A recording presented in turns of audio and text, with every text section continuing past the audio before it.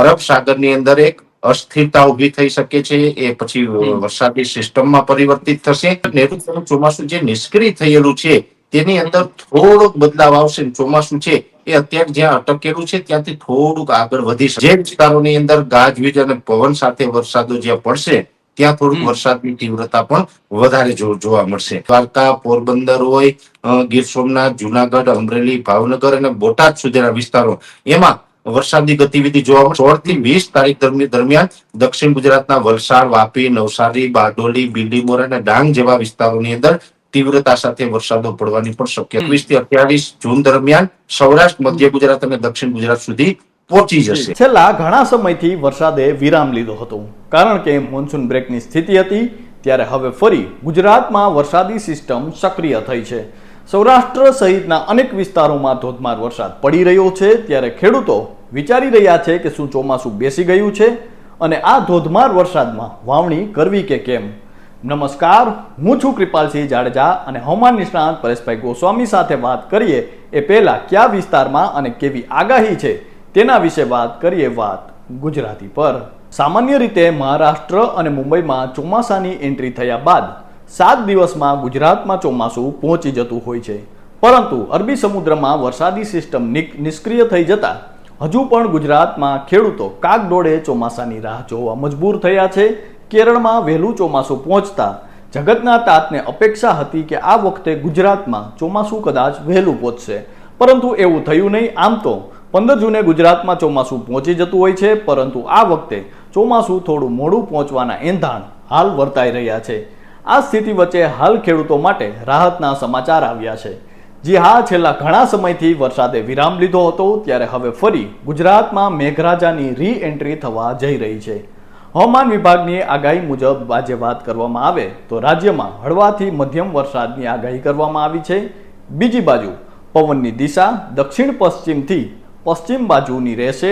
હવામાં ભેજના કારણે અનેક વિસ્તારોમાં હળવાથી મધ્યમ વરસાદ વરસશે. હવામાન વિભાગની આગાહી મુજબ આજે દાહોદ, પંચમહાલ, વડોદરા, છોટાઉદેપુર, ભરૂચ, નર્મદા, સુરત, તાપી, નવસારી, ડાંગ, વલસાડ, દમણ, દાદરા નગર હવેલી, જુનાગઢ, ગીર સોમનાથ, પોરબંદર, દીવ, રાજકોટ, અમરેલી, બોટાદ, ભાવનગરમાં વરસાદના મંડાણ છે. દક્ષિણ ગુજરાત પર અપર એર સાયક્લોનિક સર્ક્યુલેશનના કારણે દક્ષિણ ગુજરાતના જિલ્લાઓમાં પણ ભારે વરસાદની આગાહી કરવામાં આવી છે. ભારે વરસાદની આગાહીના કારણે દરિયા ખેડૂતોને દરિયો ન ખેડવાની સૂચના આપવામાં આવી છે. હવામાન વિભાગની આગાહી મુજબ સુરત, ડાંગ, નવસારી, વલસાડ, દમણ અને દાદરા નગર હવેલીમાં છૂટાછવાયા સ્થળો પર ભારે વરસાદની આગાહી આપવામાં આવી છે. જોકે આ વરસાદમાં વાવણી કરવી કે કેમ તેના વિશે હવામાન નિષ્ણાંત પરેશભાઈ ગોસ્વામી સાથે જ સીધી વાત કરીએ. વાત ગુજરાતી પર. જોવા જઈએ તો મોન્સૂન બ્રેક કન્ડિશન છે આ વર્ષે જ નહીં, ઘણી વખત આવું બનતું હોય છે કે ચોમાસા પહેલા કોઈ સાયક્લોન બની જાય અથવા તો મોટી સિસ્ટમ બની જાય ત્યારે મોન્સૂન બ્રેક કન્ડિશન સર્જાતી હોય છે. અને અત્યારે પણ મોન્સૂન બ્રેકની કન્ડિશનનો સામનો આપણે બધા જ કરી રહ્યા છે. આમ તો ઘણા સમયથી મને જે ડર હતો મોન્સૂન બ્રેક કન્ડિશન સર્જાવાની છે અને જે અમને લાગી રહ્યું હતું એ અંતે થઈને રહ્યું છે. પણ હવે જોવા જઈએ તો અત્યારે જે પ્રી મોન્સૂન એક્ટિવિટી છે રાજ્યના અલગ અલગ વિસ્તારોમાં જોવા મળી રહી છે, જેમાં ખાસ કરીને અત્યારે અરબ સાગર તરફથી જે ભેજવાળા પવનો આવી રહ્યા છે એટલે 700 HP લેવલે ગુજરાત ઉપર ભેજ છે. આ ભેજને કારણે ગરમી, ઉકળાટ અને બફારો છે એ પણ અસહ્ય છે. ખૂબ પ્રકારે ગરમી અત્યારે ગુજરાતની અંદર જોવા મળી રહી છે અને એ સાથે તાપમાન પણ ઊંચું છે. એટલે ઊંચું તાપમાન અને ભેજવાળા પવનો જેને કારણે અત્યારે લોકલ સિસ્ટમો છે એ બની રહી છે ને લોકલ સિસ્ટમને કારણે છૂટાછવાયા પ્રી મોન્સૂન એક્ટિવિટીના વરસાદો છે એ પડી રહ્યા છે. કૃપાલભાઈ, હજુ પણ આવનારા દિવસમાં લગભગ 12 જૂન સુધી છૂટાછવાયા વિસ્તારોની અંદર પ્રી મોન્સૂન એક્ટિવિટીના વરસાદો છે એ નોંધાતા રહેશે. અમુક જગ્યાએ થંડરસ્ટોર્મ એક્ટિવિટી પણ થઈ શકે, એટલે કે ગાજવીજ અને પવન સાથે પણ ઝાપટા પડી શકે. જે વિસ્તારોની અંદર ગાજવીજ અને પવન સાથે વરસાદો જ્યાં પડશે ત્યાં થોડુંક વરસાદની તીવ્રતા પણ વધારે જોવા મળશે. હવે ખાસ કરીને આમ જોવા જઈએ તો આજે 6 તારીખ થી લઈને 12 તારીખ સુધી હજુ પણ પ્રી મોન્સૂન એક્ટિવિટી જોવા મળશે, એટલે કે કોઈ નૈઋત્યનું ચોમાસું છે તે આગળ વધીને ગુજરાત સુધી આવે તેવી શક્યતાઓ નથી.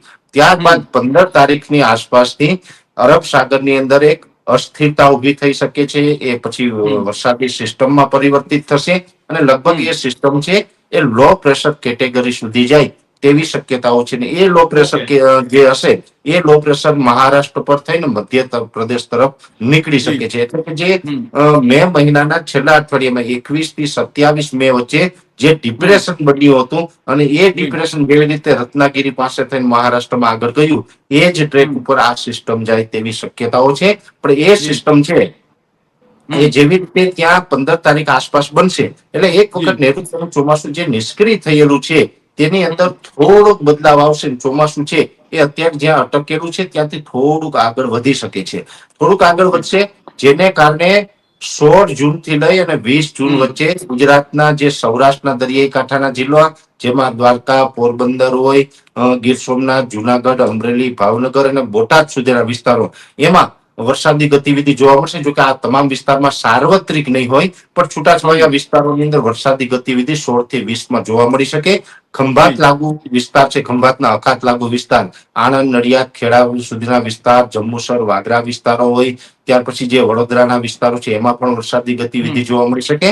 દક્ષિણ ગુજરાતમાં આની તીવ્રતા થોડીક વધારે જોવા મળશે. એટલે 16 થી 20 તારીખ દરમિયાન દક્ષિણ ગુજરાતના વલસાડ, વાપી, નવસારી, બારડોલી, બીલીમોરા અને ડાંગ જેવા વિસ્તારોની અંદર તીવ્રતા સાથે વરસાદો પડવાની પણ શક્યતા અમે માની રહ્યા છે. એટલે 16 થી 20 તારીખમાં આ પ્રકારના વરસાદો થશે. આજે મેં વિસ્તારો જણાવ્યા એ વિસ્તારોને બાદ કરતા બીજા વિસ્તારો હશે એમાં પણ એકદમ છૂટાછવાયા વરસાદ નોંધાઈ શકે છે.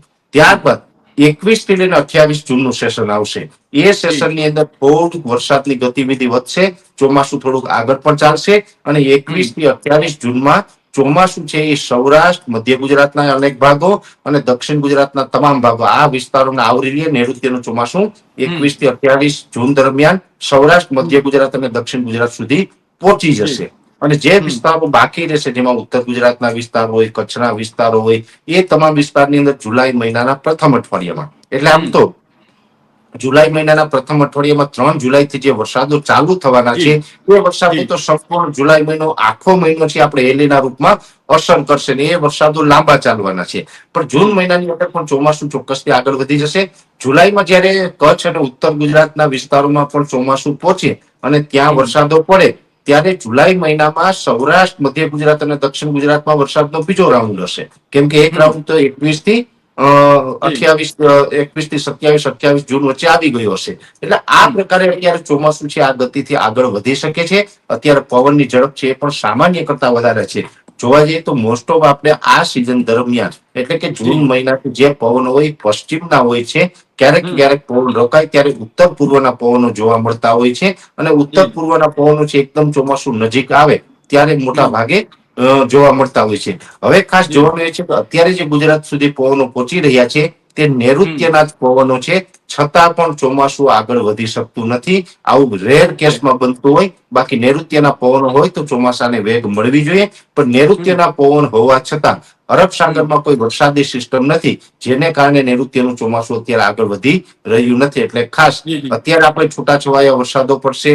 16 થી 20 જૂનમાં એની તીવ્રતા વધશે અને 21 થી 28 જૂનમાં અનેક વિસ્તારોને ચોમાસું આવરી લેશે. એટલે ચોમાસાની શરૂઆત પણ છૂટાછવાઈ અને થોડીક નબળી શરૂઆત છે, થોડીક લેટ પણ છે.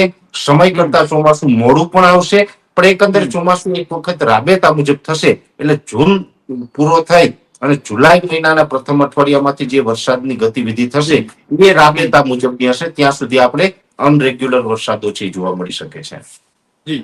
તો આ હતા હવામાન નિષ્ણાંત પરેશભાઈ ગોસ્વામી. તેમના જણાવ્યા મુજબ મહારાષ્ટ્રમાં ચોમાસાની એન્ટ્રી થયાની સાથે જ ત્યાં મોન્સૂન બ્રેકની સ્થિતિ સર્જાઈ છે. એટલે કે 18 થી 22 જૂન આસપાસ સૌરાષ્ટ્ર, દક્ષિણ ગુજરાત અને મધ્ય ગુજરાતના કેટલાક ભાગોમાં વાવણી લાયક વરસાદ થઈ શકે છે, જ્યારે ઉત્તર ગુજરાત અને કચ્છમાં 25 જૂનથી 5 જુલાઈ સુધીમાં વાવણી લાયક વરસાદ થવાની શક્યતાઓ છે. ખેડૂતોને વાવણીને લઈને તેમને જણાવ્યું હતું કે જો પિયતની વ્યવસ્થા હોય તો જ ખેડૂતોએ વાવણી કરવી જોઈએ. ટૂંકા ગાળાની મગફળી પ્રી મોન્સૂન વરસાદની વાવી શકાય, પરંતુ લાંબા ગાળાની મગફળી અને કપાસ ચોમાસાની સત્તાવાર એન્ટ્રી બાદ જ વાવવા માટે સલાહ આપવામાં આવી છે. ખેડૂતોને વાવણીને લઈ તેમને જણાવ્યું હતું કે જો પિયતની વ્યવસ્થા હોય તો જ ખેડૂતોએ વાવણી કરવી જોઈએ. ટૂંકા ગાળાની મગફળી આ પ્રી મોન્સૂન વરસાદમાં વાવી શકાય, પરંતુ લાંબા ગાળાની મગફળી અને કપાસ ચોમાસાની સત્તાવાર એન્ટ્રી બાદ જ વાવવા માટે સલાહ આપી છે. આપને જણાવી દઈએ કે કેરળમાં આ વર્ષે 8 દિવસ વહેલા જ ચોમાસાની શરૂઆત થઈ છે. કેરળમાં ચોમાસું બેસવાની સત્તાવાર તારીખ 1 જૂન છે, પરંતુ અનુકૂળ વાતાવરણના કારણે આ વર્ષે મે મહિનાની શરૂઆતમાં જ હવામાન વિભાગે જાહેરાત કરી હતી કે 27 મે આસપાસ કેરળમાં ચોમાસું પહોંચી ગયું. પરંતુ હવામાન વિભાગે જે તારીખ જાહેર કરી હતી તેના કરતાં પણ ચોમાસાની વહેલી શરૂઆત થઈ ગઈ છે અને આગામી દિવસોમાં હવે ચોમાસું આગળ વધે તેવી અનુકૂળ સ્થિતિઓ હતી. જો કે અરબી સમુદ્રમાં આ સમય પહેલા જ એક સિસ્ટમ સર્જાઈ અને તે ડિપ્રેશનમાં ફેરવાઈ ગઈ હતી. તેના કારણે ભારતના પશ્ચિમ દરિયાકાંઠા પર અનેક વિસ્તારોમાં ભારેથી અતિભારે વરસાદ શરૂ થયો હતો. બાદમાં મુંબઈમાં ચોમાસાની એન્ટ્રી થઈ. સામાન્ય સંજોગોમાં કેરળમાં ચોમાસું પહોંચ્યા બાદ 15 દિવસમાં ગુજરાતમાં ચોમાસું પહોંચી જતું હોય છે, પરંતુ મોન્સૂન બ્રેકની સ્થિતિના કારણે હજુ સુધી ગુજરાતમાં ચોમાસું પહોંચ્યું નથી. આશા રાખીએ કે અરબી સમુદ્રમાં ફરી વરસાદી સિસ્ટમ સક્રિય થાય અને ગુજરાતમાં ચોમાસું આગળ વધે. તો અત્યારે બસ આટલું જ. ફરી હવામાનને લઈ દરેક અપડેટ આપતા રહીશું અને મળતા રહીશું વાત ગુજરાતી પર.